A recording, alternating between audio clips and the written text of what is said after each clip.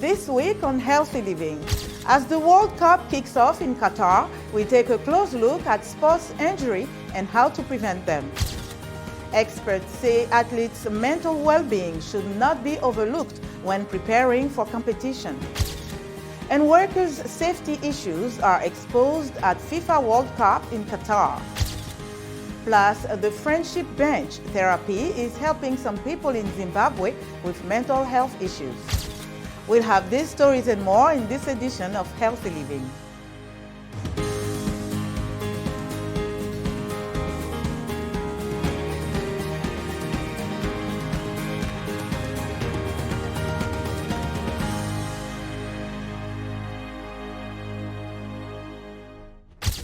Hello and welcome to Healthy Living. I'm Linor Moudou. The World Cup just kicked off in Qatar and one major African soccer player, Sadio Mane, is not participating due to an injury.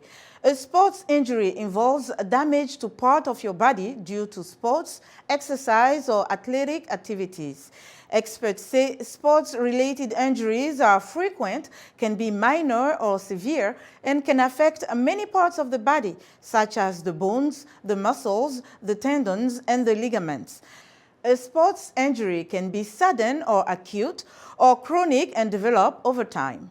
Research published in the Journal of Orthopedic Journal of Sports Medicine says soccer is associated with high injury rates, and professional soccer players sustain 4 to 35 injuries per 1,000 hours of exposure, and injuries occur more during matches than training.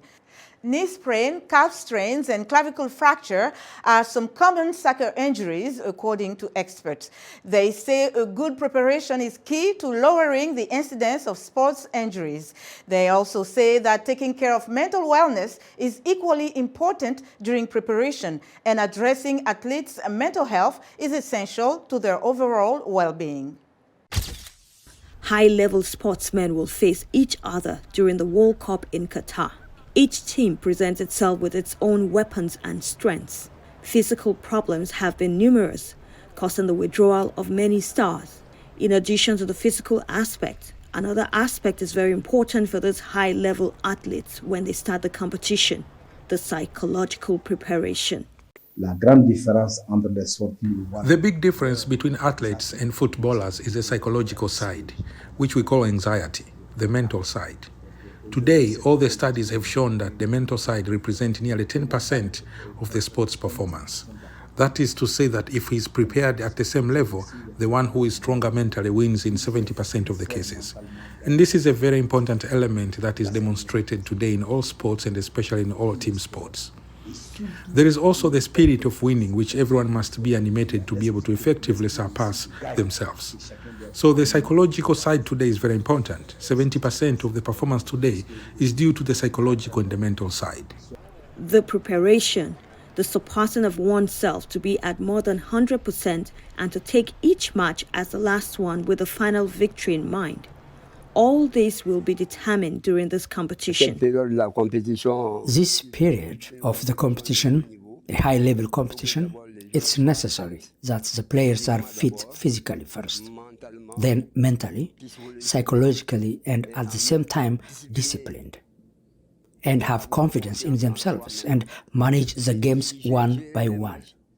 It's a high-level competition, and today almost all these players are tired because they have too many competitions in their legs. So it takes a lot of discipline, it requires a lot of confidence, and it requires a lot of self-sacrifice.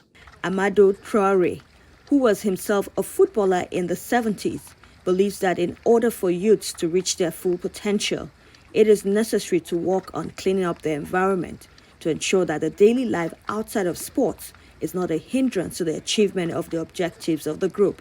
When a player has problems, especially family problems, it's really difficult mentally for the player to spend time, especially if a father or mother is sick or a family member has had a problem, accident or death. So the player has this stuck in his head. It can reduce him mentally by 50%. He will play, but he will not have the full time of his form. Which nation can win this World Cup? Dr. Sangeri has his own idea. The team that will win will be the team that will not only have cleaned up around, but will also have put in place a recovery system at the top level, and will have the possibility of calling on several players. Another way to say that even though teams like Senegal and France have lost their leader of the attack, they can still have good results thanks to their mental strength.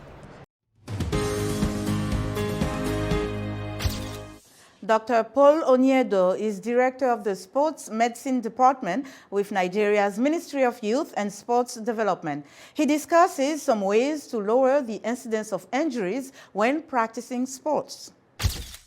The knee is the most common region. You expect an injury.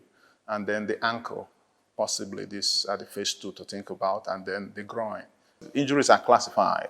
You have mild, moderate, severe. You know, when you talk about the muscle, for example, you can have a strain or you can have a tear. If you just have a mild strain, it depends on how many strings are involved, how many fibers are involved. So you can have 2-3 days, the person is back.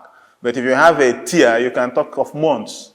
So the duration is a function of the severity and the nature of the injury. When an injury happens in sports, it's already a disaster. We are very conscious of time in sports. And then you are conscious of functionality. If injury happens immediately, the common practice is what we call RICE. Rest, ice, compression, elevation. The first 72 hours is cold. You don't bring heat. If you bring heat in the first 72 hours, you worsen the situation because tissues react to injury by inflammation. Once an injury happens, and then you don't allow the injury to heal properly and properly rehabilitated to what we call return to play, which is sometimes what happens, especially when you have a very important superstar, a very important player. You know, if you don't follow that, the tendency is re-injury. And when that starts happening, it gets worse. And when it gets worse, even when you rehabilitate that person, that place may not be as strong because the principle is to rehabilitate to as near normal function as possible. I can tell you that once you have a major injury, to get that body part to that normal, the way it is originally, is always difficult. There's always a deficit. One of the most difficult jobs in sports medicine is when an athlete is injured because it's a disaster. The athlete is not happy, he's very angry because it's like tearing somebody's degree certificate. Okay? You know what sports is. When you are injured, you have issues. Maybe you are competing with someone, you sit on the bench, the person comes in, he plays well, you remain on the bench. You are worried, are you going to recover? Are you going to recover well? An injured athlete faces a lot of challenge, and most of the challenge is psychological. It's medicine, it's psychology, you have to understand it because you have to get the athlete buy-in. If the athlete does not buy in into your program and do the rehab properly, there's a problem. Prevention is extremely important in sports. Then the player themselves should make sure they have their protective equipment. Wear your shin protector. Wear the correct shoe. The field is wet, it's slippery, then you are wearing soft boot. You can slide, and that is it. And warm up properly happens so many times. Even big players, they're excited, they'll come into the field and start shooting immediately. They don't warm up properly, they don't stretch, and then. So the players must know it, that even if you are a very, very big player, injury does not spare anybody. Observers say thousands of workers died during Qatar 2022 World Cup-related construction. This short documentary shares first-hand accounts from families of the deceased, explaining how so great a tragedy surrounds such a celebrated event. Construction boomed. A $300 million renovation of its Khalifa International Stadium, 7 new stadiums, and a new luxury city, Lusail, where the Lusail iconic stadium will host the World Cup final. Human rights groups, including Amnesty International and Human Rights Watch, as well as news media, reported that workers were subjected to wage theft and restrictions on their movement. Most egregiously, they said, workers suffered from dangerous working and living conditions. Thousands of workers died during Qatar 2022 World Cup-related construction, far more than in the run-up to every other World Cup or Olympic Games in the past 30 years combined.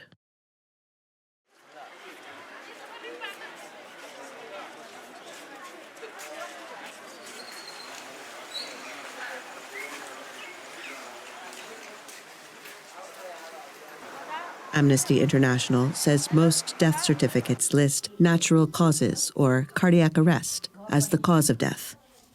Causes that shift the blame and liability away from employers. नया काम निकले नथी भोर में सुबह में जाय छले 9 बजे तो 7 बजे 6 बजे कोई 4 बजे ना के चल बसले ड्यूटी में से जेठ के जाने के बेटा नहीं रहा वही जा अंकल लगते माने चच्चे वही जा तो वह मालूम देला किछ भेले देह में दुख हमरा से कथु निकल हमरा बालो बचे कतनी बतिया उतिया छले सब कोइयो किछ निकल के सामने एके दे खाली कल सब पार्टी नहीं हुआ है कतार से में तो पार्टी कल कर खाली दर्द हुई एतबे कर कुछ नहीं अभी के दर्द के लिए के 4 दिन में से हम बाजे के मन नहीं करे. What were the causes of death? What were the triggers that caused the complication? So the person died. The non-cardiac death, if we evaluate, then there are several work injuries, fall from height, there are poisoning, there are homesickness leading to depression and suicide. And this extreme atmospheric condition where the workers work the day long, it causes dehydration, it may cause heat stroke, it may cause massive dehydration, electrolyte imbalance, and this may lead to death. Despite the danger, workers keep traveling to Qatar for the chance to work. Most come from India, Nepal, Bangladesh, Sri Lanka, Pakistan, also the Philippines, Kenya, Sudan, Uganda, and Nigeria, countries where jobs are scarce and poverty is rampant.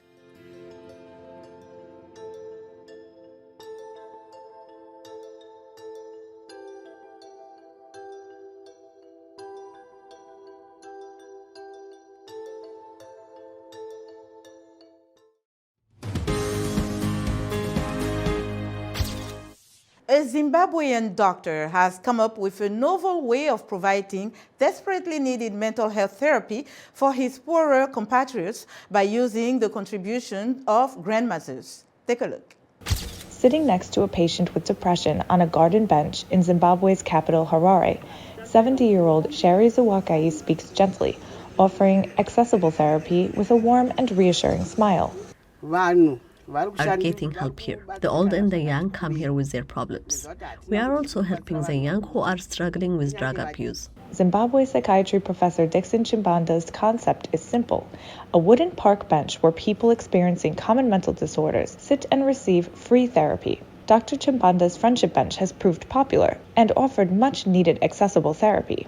Our big, ambitious vision is to have a friendship bench like this within walking distance everywhere, not only in Zimbabwe, the whole world. 43-year-old Choice Gia says she owes her life to the service offered on the benches.